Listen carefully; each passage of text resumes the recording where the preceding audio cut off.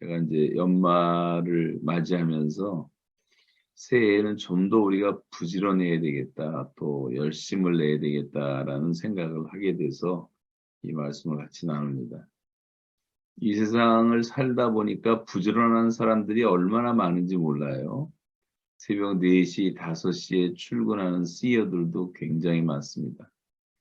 제가 매일 새벽마다 보고 느끼는 거지만 한 5시에서 6시 사이 커튼을 열고 이제 창밖을 바라보면 저희 아파트 밑에 끝없이 늘어선 그냥 신호대기 차량들이 보이는데, 그때 새삼 느끼는 것은 뭐냐면 세상 사람들 참 부지런하구나 이런 생각을 하게 됩니다.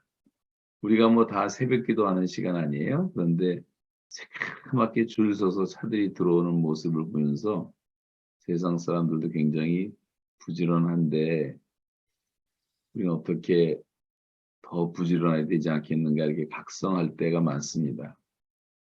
미국의 초대 대통령이었던 조지 워싱턴은 새벽 4시에 매일 일어났다는 것이 자기의 성공 비밀이라고 말을 했습니다. 정주영 씨는 새벽 3시에 일어났다고 밝혔습니다. 성공한 사람의 대부분은 보통 사람보다 대개 3시간 정도 일찍 일어납니다. 이 게으름이라고 하는 것은 죄가 될 수가 있는데, 모든 종교의 7가지 죄악들이 이제 조금씩 다르지만 열거되어 있는데, 그 중에 공통적인 것 중에 하나가 바로 게으름이라고 하는 죄입니다. 성경에서도 게으르지 말고 열심을 품고 주를 섬기라 말씀하고 있고, 오늘 말씀은 아주 단호하게 게으른 자는, 일하기 싫은 자는 먹지도 말라고 아주 강하게 말씀을 하고 있습니다. 예수님은 우리가 생명을 얻고 더 풍성히 얻게 하려고 이 땅에 오셨다고 말씀을 했고, 십자가에서 우리의 죄까지 대속해 주셨습니다. 근데 우리가 왜 이런 풍요로운 삶, 이 어번던트 라이프를 살지를 못할까? 그 이유가 바로 게으름이라고 하는 악습 때문이라고 생각합니다. 여러분 많이 들으셨기 때문에 지금 미국에서 아주 주목받고 있는 크리스찬 기업 가운데 칙필레라는 게 있어요. 칙필레. 거기에 이제 트루엣 캐시라고 하는 회장이 잠언 22장을 자기의 신앙 철학으로, 경영 철학으로 삼아서 기업을 엄청나게 키웠는데 매출이 21조가 넘는 기업이 됐습니다. 그리고 그 기업은 1800개가 넘는데 주일을 반드시 성수해야 되고 주일날 문 여는 교회가 한 교회도 없습니다. 근데 이분이 이제 이런 얘기를 했어요. 자기가 이제 가난을 끊어내는 방법을 알게 되었는데, 좋은 경영 원리와 성경의 원리가 충돌하는 것을 자기는 전혀 느끼지 못한다. 이 성경적 경영 원리는 가장 좋은 경영 원리와 다 조화를 이룬다고 하는 거죠. 그래서 자기가 이 경영을 하면서 받은 성경의 가장 큰 것이, 가장 큰 영향이 바로 잠언이었다. 그래서 이 잠언을 더 깊이 배우고 묵상하는 것이 좋다, 이런 얘기를 남겼습니다. 여러분 뭐 한국에도 그렇지만 잡을 2개씩 뛰는 사람도 있고 3개씩 뛰는 사람도 있고 열심히 사는 사람들에게 게으름이라는 단어가 이제 해당되지 않는다고 우리는 생각을 하는데, 성경이 말하는 게으름은 차원이 좀 다른 것들이 많이 있습니다. 그래서 우리가 이제 신앙도 좋아야 되지만 신앙들은 그렇게 다 좋은데 왜 우리가 이 세상을 변화시키지 못하는가? 신앙은 좋은데 지혜가 없는 사람들이 많고, 신앙은 좋은데 인격이 덜 된 사람들이 많아요. 그래서 이 지혜가 부족하고 인격이 미성숙하다 보니까 덕을 세우지 못하는 경우들이 굉장히 많이 있는 것을 볼 수가 있습니다. 그래서 저는 잠언이 참 중요하다고 생각을 해요. 놀면서도 잘 살 수 있는 나라, 이런 나라는 병든 나라죠. 땀 흘리지 않고 수월하게 돈을 벌 수 있는 나라는 대개 다 부패한 나라입니다. 그 자체가 정상이 아니죠. 저는 이제 지하철을 타고 다닐 때 그 지하철 입구에 보시면 가끔 이렇게 나물 파는 할머니들이 계세요. 그런 물건을 파는 할머니들을 보면 저는 제가 꼭 필요한 건 아니지만 많은 경우에 그 물건을 사드립니다. 어떤 경우에 몽땅 다 사주기도 하는데 추운 겨울에 우리 집 저 아파트 밑에도 하니까 어머니하고 아들이 둘이 그 추운데 호떡 장수를 그렇게 열심히 하더라고요. 제가 꼭 호떡을 먹고 싶어서가 아니라 하나라도 좀 팔아주고 싶어서 호떡을 사 먹기도 하고 또 군고구마 장수도 있고 떡볶이 장수도 있고 저는 이렇게 열심히 일하는 분들은 굉장히 누구든지 훌륭하다는 생각을 해요. 그런 분들은 반드시 우리가 도와줘야 된다고 생각을 합니다. 이 놀고 먹는 사람들을 보면 너무 화가 나죠. 이 노력하지 않고 일확천금을 노리는 불로소득 노리는 사람들 때문에 이 대장동 사건 같은 것이 터지고 대한민국의 사기꾼들이 대량으로 생산되고 심지어 어떤 개인은 아파트를 2,000채를 가지고 부동산 투기를 하고 그러다 나라가 망해가는 모습들을 지금 우리가 보고 있지 않습니까? 캐나다에 제가 살면서 배운 것 중에 좋은 것 중에 하나는 일을 하는데 다 부지런하다는 거예요. 그리고 우리 교인이 이제 편의점을 하는데 제가 밤 한 11시가 넘어서 거기를 잠깐 신방 간 적이 있는데 거기 백인 아이가 남자아이가 열심히 청소를 하고 있더라고요. 걔는 학교 끝나고 와서 오후 내내 이렇게 청소를 하는데 밤 12시 다 돼가니까 아버지가 이제 데리러 왔는데 그 아버지가 재벌 총수였어요. 알고 보니까. 그리고 롤스로이스 같은 거를 탁 타고 와서 아들을 데려가더라고요. 우리나라의 재벌 총수 아들이 그 편의점에서 그렇게 학교 끝나고 일하는 아이들이 있겠습니까? 사실 거의 없을 것 같다는 생각이 되어져요. 어떤 아이들은 방학 내내 햄버거집에서 모자 쓰고 하루 종일 일하면서 학비도 벌고 용돈도 버는 부잣집 자녀들을 흔하게 볼 수가 있습니다. 제가 이제 캐나다 생활하면서 얻은 소득이 하나 있다면 우리 아들도 제가 용돈을 이제 고등학교 다닐 때 주면 이제 꼭 필요할 때 좀 용돈 달라 그러는데 한 20불짜리를 주면 그거 필요 없다고 5불이면 된다고 5불만 받는 거예요. 항상 그렇게. 그렇게 이제 일하는 정신이 있으니까 내가 성공들을 하고 열심히 사는 것을 보게 됩니다. 그래서 우리가 놀고 먹으면 상팔자라는 그것은 망국병이에요. 이런 정신 상태를 갖고 있는 사람들이 많을수록 나라는 망할 수밖에 없는 거죠. 성 베네딕이라는 사람은 말하기를 게으름은 영혼의 원수라 그랬어요. 영혼의 원수다. 스펜서라는 사람은 게으름은 죄를 키우는 유모다 그래서 유모. 엄마 같은 죄를 키우는 유모. 이 모든 죄악의 온실, 온상이 바로 게으름이라는 데서 나오죠. 우리가 유명한 바쁜 꿀벌은 슬퍼할 시간이 없다는 말도 있지만 다윗도 한가하게 게으름 피우다가 그 위대했던 사람도 범죄에 빠졌습니다. 성경이 말하는 게으름이라고 하는 것, 게으른 자가 되지 말라는 것, 게으른 자는 마음으로 원하여도 얻지 못하나 부지런한 자의 마음은 풍족함을 얻느니라. 마음으로 원해도 얻지 못하지만 부지런한 자는 풍족함을 얻는다. 그냥 마음으로만 원하는데 우리가 속는 경우가 많이 있다는 거죠.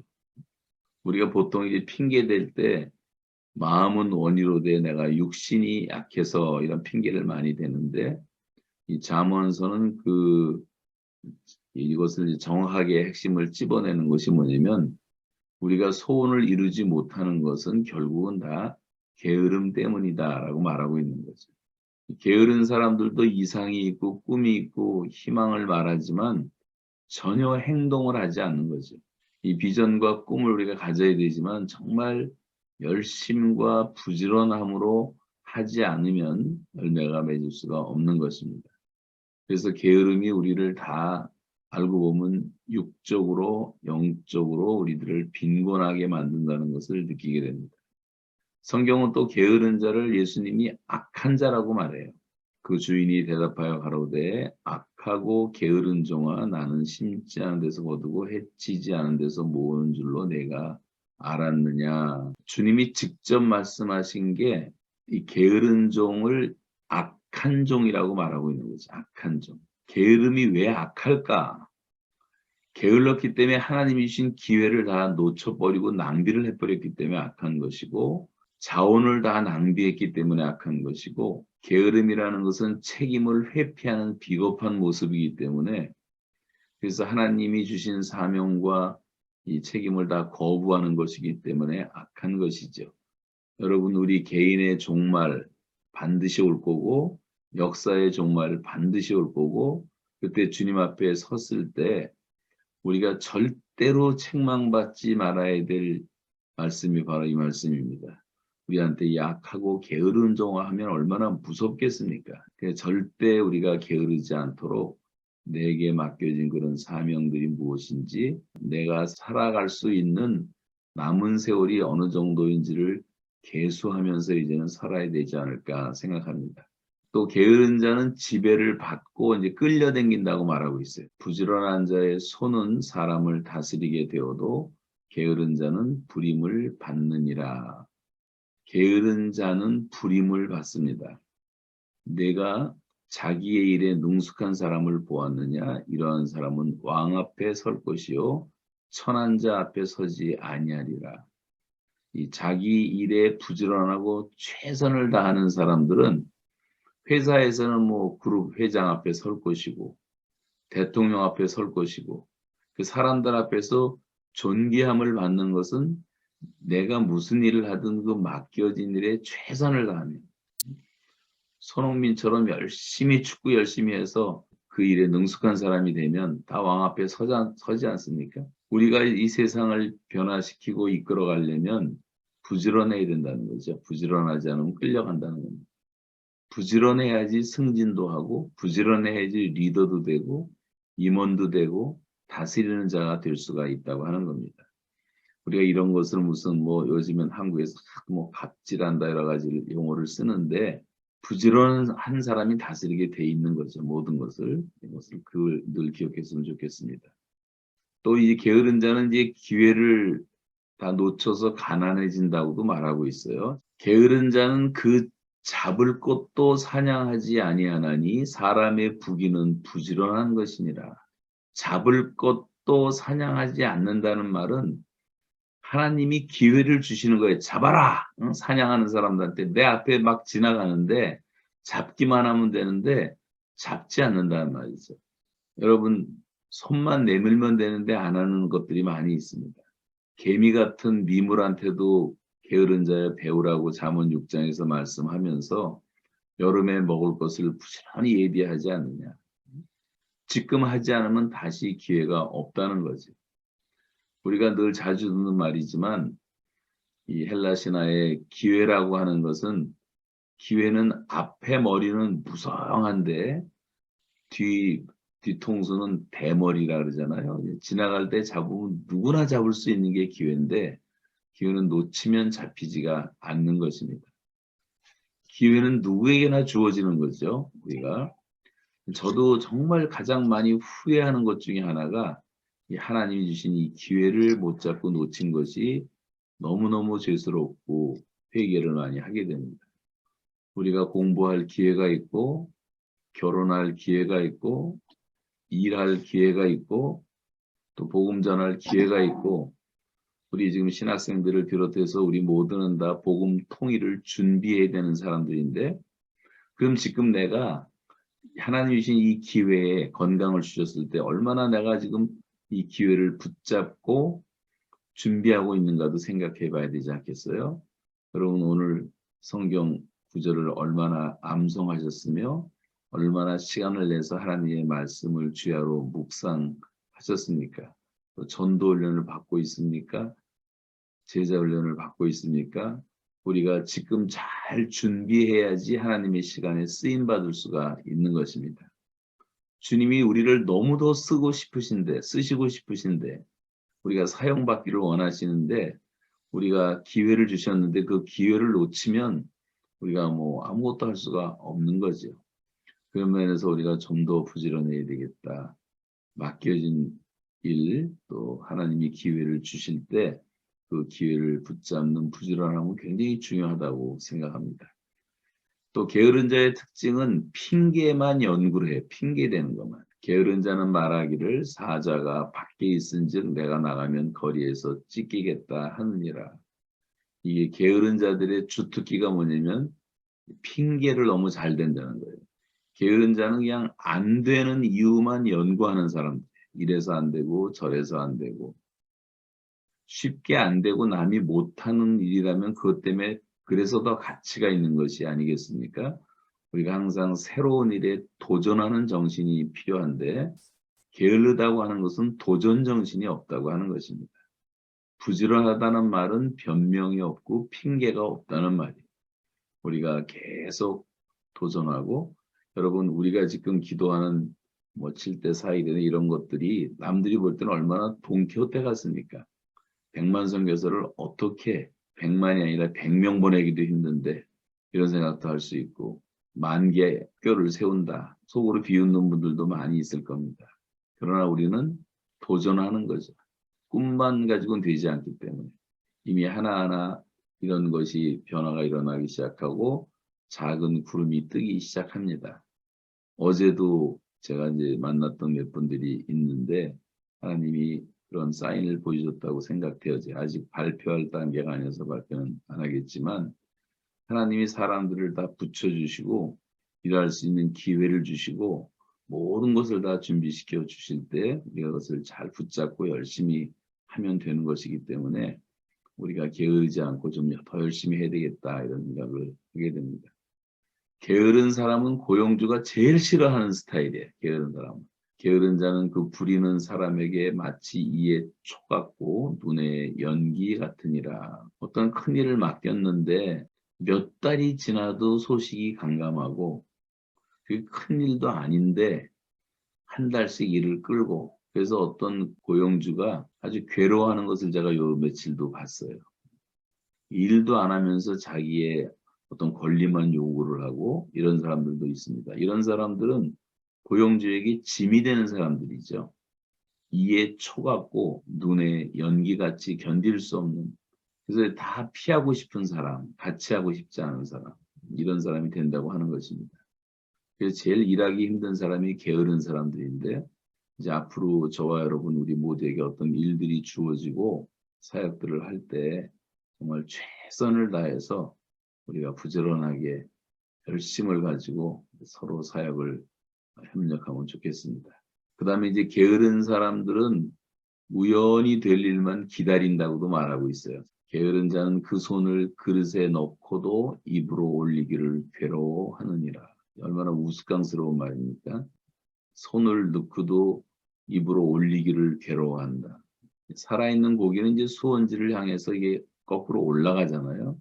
근데 게으른 자들은 그냥 가만히 떠내려가는 것입니다. 여러분 감나무 밑에서 감이 떨어지기를 기다리는 것처럼 그렇게 살아서는 안 된다는 거죠. 정말 더 열심히 해야 되겠고 교회 개척하신 분들 여기 또 몇 분 계시는데 교회를 개척했으면 나가서 한 사람씩 전도를 하시면 돼요. 기도하고 전도하고 기도하고 전도하고 제가 이제 오늘도 우리 사무실 갔다 왔는데 그 위에 교회가 하나 있는데 평신도 지도자 선교사라는 분이 여자분인데 전도를 하나하나 하고 할 때마다 1대1로 양육을 하는 것을 보게 되는데 목사도 없어요 거기.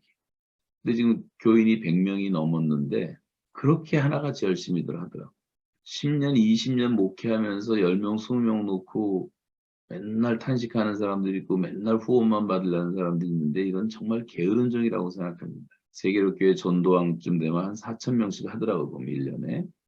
여러분 평신도들도 자기 일을 하면서 4,000명, 5,000명을 전도를 해요.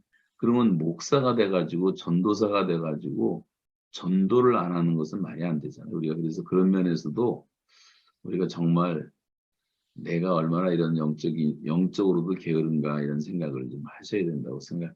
신학교 다닐 때부터 연습을 하고 개인 전도의 벽을 다 깨야지 전도를 할 수가 있는 것이지 이렇게 안 하다가 마지막에 언제 가서 한다 이게 잘 안 됩니다. 그래서 항상 부지런하게 복음 전환 연습을 해야 되겠습니다. 게으른 자여 내가 어느 때까지 눕겠느냐 내가 어느 때에 잠이 깨어 일어나겠느냐 좀 더 자자 좀 더 졸자 손을 모으고 좀 더 눕자 하면 내 빈궁이 강도같이 오며 내 봄핍이 군사같이 이르리라. 여기 이제 어느 때까지 어느 때에 이렇게 나오잖아요. 그 다음에 깨어 일어나겠느냐. 깨어라는 거죠. 그만 깨어라. 정신 좀 차려라. 기도에 깨어 있으라. 성경이 얼마나 많이 강조합니까? 게으름의 반대는 이제 깨어 있는 거죠. 정신을 차리는 거죠. 근신하는 거죠. 자다가 기회를 놓친 사람들이 굉장히 많습니다. 좀 더 자자, 좀 더 졸자. 이 잠 때문에 망친 이야기는 성경에 가득해요.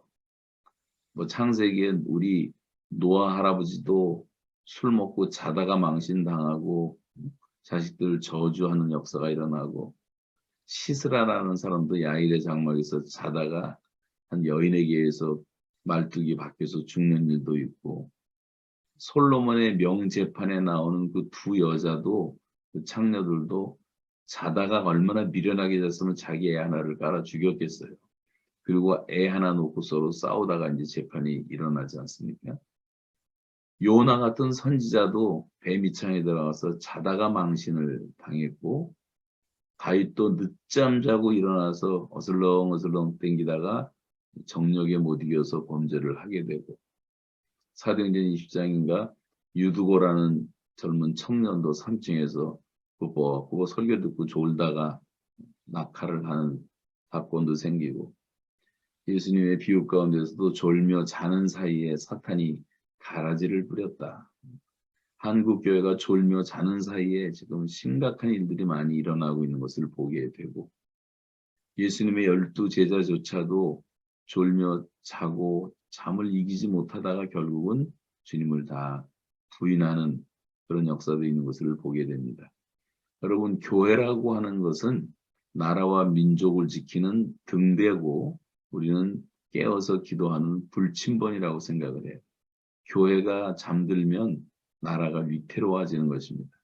여러분 성도들만큼 애국자가 있습니까? 여러분만큼 나라를 사랑하는 분들이 없을 거예요. 성도들은 다 나라를 사랑하게 돼 있어요. 기독교는 국경이 없지만 기독교인에게는 조국이 있다는 말처럼 우리는 기독교인이기 때문에 우리에게는 우리의 사랑하는 조국과 나라와 민족이 있는 것입니다. 누가 공산당을 막겠습니까? 누가 무신론을 막을 수가 있습니까? 누가 동성애를 막을 수가 있습니까? 지금도 그렇게 애쓰는 사람들 나라를 바르게 세우기 위해서 민족을 바르게 인도하기 위해서 애쓰는 사람들은 대다수가 다 기독교인들이에요. 사실 따지고 보면. 3.1운동도 다 기독교인들이 일으켰고 국제보상운동도 기독교인이 일으켰고 절제운동도 일으켰고 그런 면에서 여러분 우리가 좀 더 다시 이제 깨어야 될 시간이라는 생각을 하게 됩니다. 게으르지 말고 좀 더 열심히 기도했으면 좋겠습니다.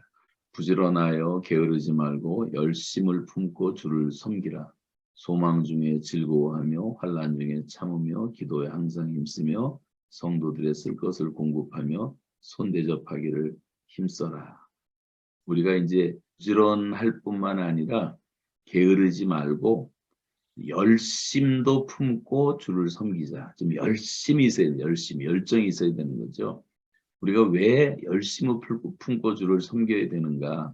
열심을 품는다는 말은 예를 들면 우리가 섬기는 대상을 생각을 해보세요. 대통령에게 어떤 임무가 대통령으로부터 주어지면 그 국무위원들이 장관들이 얼마나 열심히 일하겠어요. 밤새고 준비하고 다 열심히 하지 않겠습니까? 여러분 우리는 가장 영광스럽고 가장 명예롭고 가장 위대하고 지극히 높으신 분을 섬기고 있는 사람들이에요. 그래서 우리가 항상 깨어 있어야 되고 24시간 대기하는 마음으로 부지런히 일을 해야 됩니다. 주님을 섬기는 일이 보통 일이 아니잖아요. 절대 책임을 져야 되는 일이기 때문에. 그래서 우리 열심을 내야 되고 또 이건 주님의 명령입니다. 명령. 하나님께서 예수께서 명령하셨어요. 나를 섬길 때 너희가 마음을 다해서 섬겨라. 내 명철을 의지하지 말라. 경험도 의지하지 말고 99%도 아니고 100% 다해서 섬겨라. 두 마음을 품는 거 내가 제일 싫어한다. 마음의 절반만 주는 것도 싫다. 마음을 다하여 여호와를 의뢰하라. 열심히 하지 않으면 이룰 수가 없기 때문에 예수님이 말씀하셨지만 제일 싫어하는 게 이제 미온적인 거 아니에요? 차지도 않고 덥지도 않고 설렁설렁이라는 이런 것은 열매를 맺을 수가 없습니다. 그래서 우리가 정말 더 최선을 다해야 되겠다. 우리가 쓸데없는 일에 그렇게 열심을 내면서도 정작 하나님께서 맡겨주신 사명에 열심을 다 하지 못한다는 것은 잘못된 것이죠. 그것을 성경은 영적으로 게으른 것이라고 말씀하고 있습니다. 예수님은 하나님의 아들이시라도 아버지의 뜻을 이루기 위해서 최선을 다하시는 것을 우리가 성경에서 보시지 않습니까? 그 분주한 사역 가운데서도 새벽 미명에 일어나서 한적한 곳에 가서 기도하시고 그렇게 안 하고는 감당할 수가 없으니까. 천국 복음을 가르치실 때 음식을 계속 건너뛰신 적도 많이 있고 이제 너무 사람들이 많이 몰려오니까 그리고 식사할 겨를이 없었다고 말을 하고 있어요. 어떤 가련한 한 사마리아 여인을 전도하기 위해서 우물가에서 주님은 음식을 또 미루십니다. 그러면서 다시 우리가 다른 가까운 마을로 가자. 거기서도 전도하리니 내가 이를 위해서 왔노라 말씀하시면서 길을 재촉하십니다.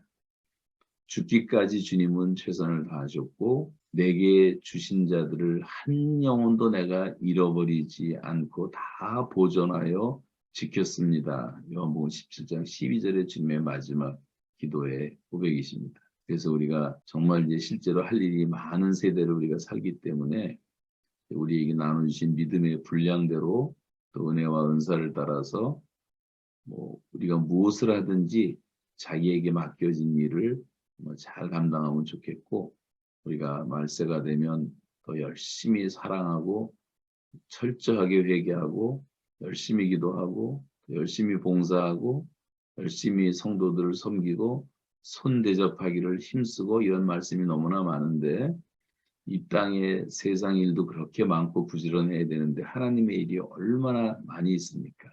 최선을 다했으면 좋겠습니다. 그래서 이제 새해를 맞이하면서 이제 우리가 좀 더 열심을 품고 게으르지 않고 주님을 섬기는 삶을 살아야겠다고 하는 새로운 결심을 이 시간 기도로 하나님께 아뢰시기 바랍니다.